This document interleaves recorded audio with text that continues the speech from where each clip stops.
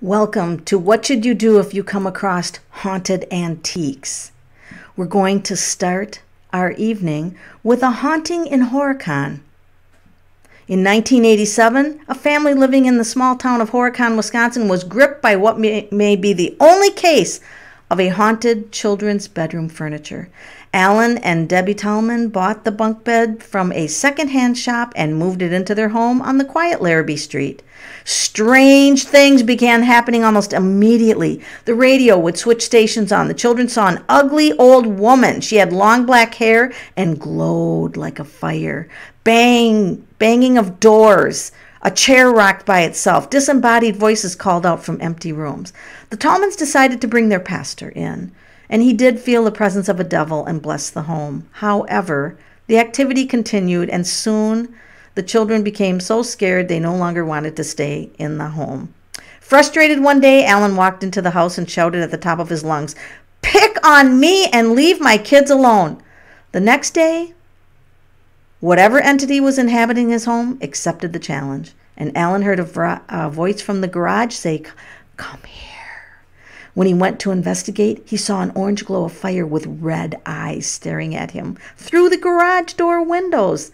Later, while sleeping with his frightened children, Alan witnessed a fog rise out of the floor. It turned into flames and green eyes, and a voice emanated out, yelling to him, "You're dead!" And then it was gone.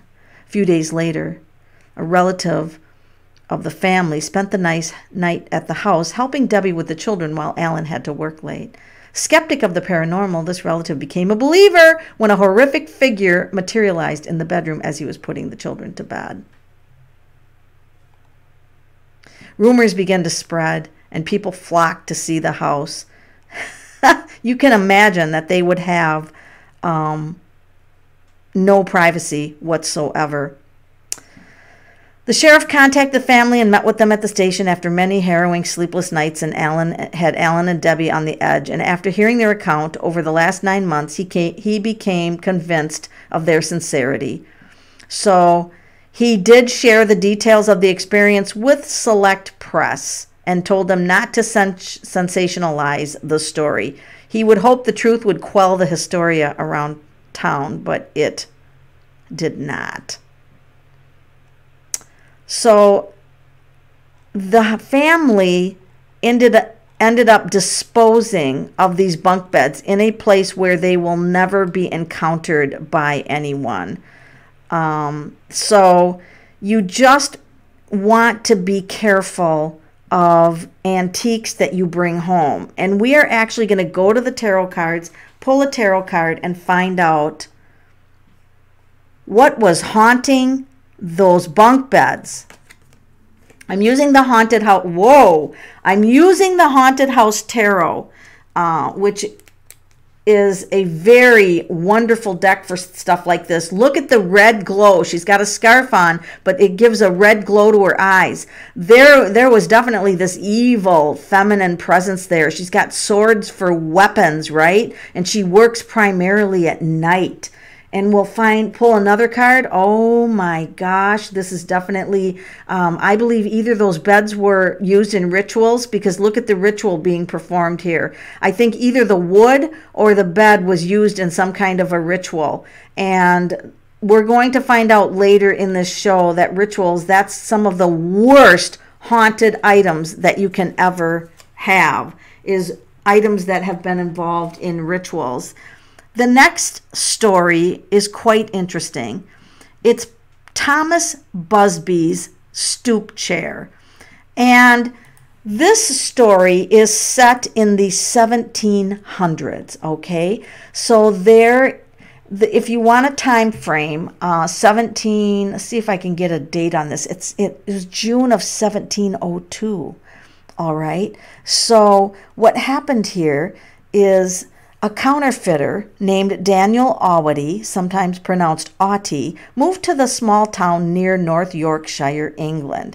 It was a much quieter location for him to conduct his illicit trade of faking currency. He purchased an old farm and converted it to something more suitable to his needs, and he renamed it Donati Hall. Awady had a daughter named Elizabeth, and a local man by the name of Thomas Busby fell deeply in love with her. The two were married, a marriage of which Daniel Awity was not too keen about. Soon, he and Busby became partners in the counterfeiting game, which no doubt proved to be a trying relationship, as Busby was a bit of a drunk. Busby and Elizabeth took up lodgings in a local inn a ways down the road from Danity Hall. It was the perfect place for the drinking Busby. But soon things went bad. For reasons we shall never know, Daniel Awity, Elizabeth's father, came to the inn one evening to drag her home and away from Busby for good. She refused to budge until Busby got home. They sat at the inn and waited till the very drunk Busby arrived, and the two men broke into an argument of quite large proportions.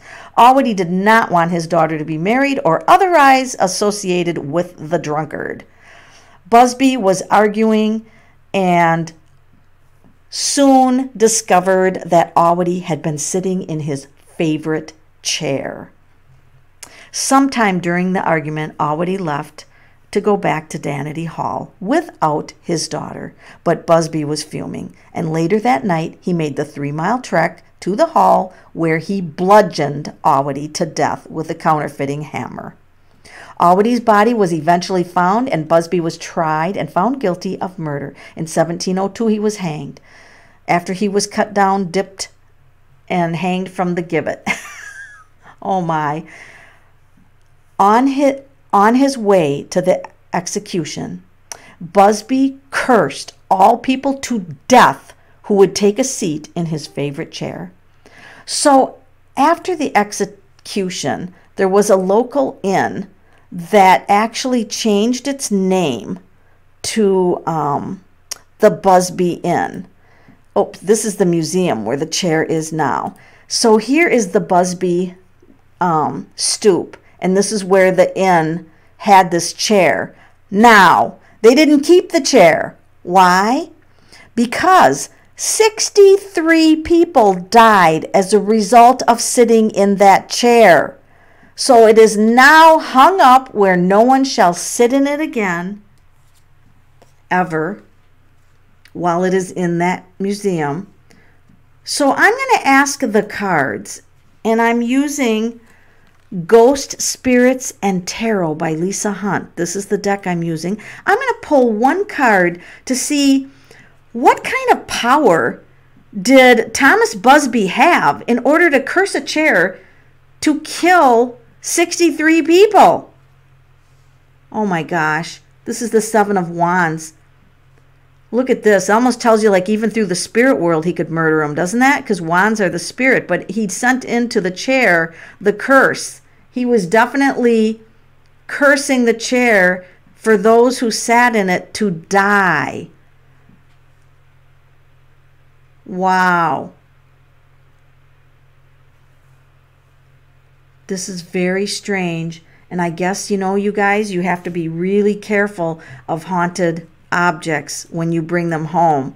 Now, there's a man named John Zaffis who for 43 years has been in the paranormal field. He has worked with Roman Catholic priests, monks, Buddhists, rabbis. He's worked in the U.S., Canada, England, Scotland, and people have sent him their most haunted objects.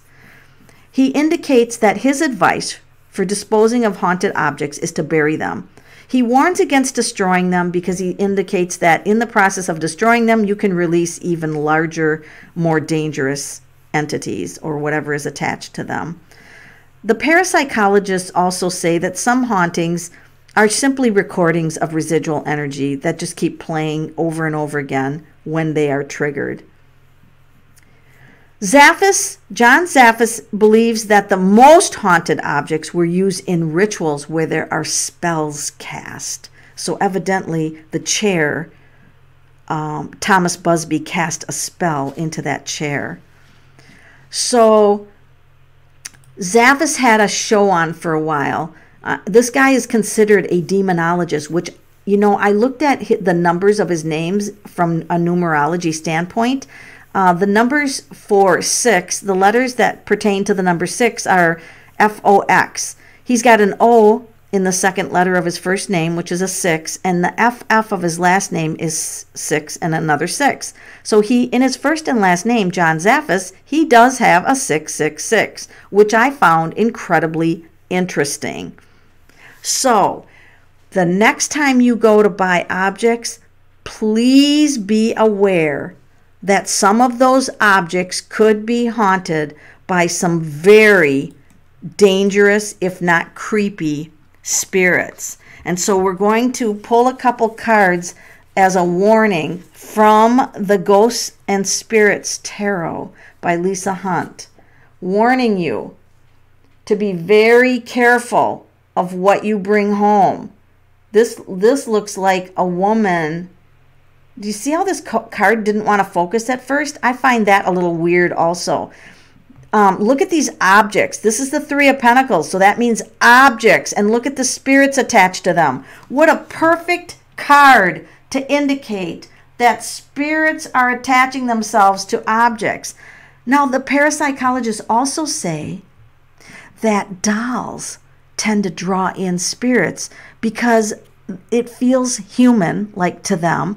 And what happens to dolls? Children, they cuddle them, they talk to them. So be aware that there's a lot of haunted dolls out there, and you could be being watched by one of them. So I want to thank you for joining me today on this exciting adventure into haunted antiques.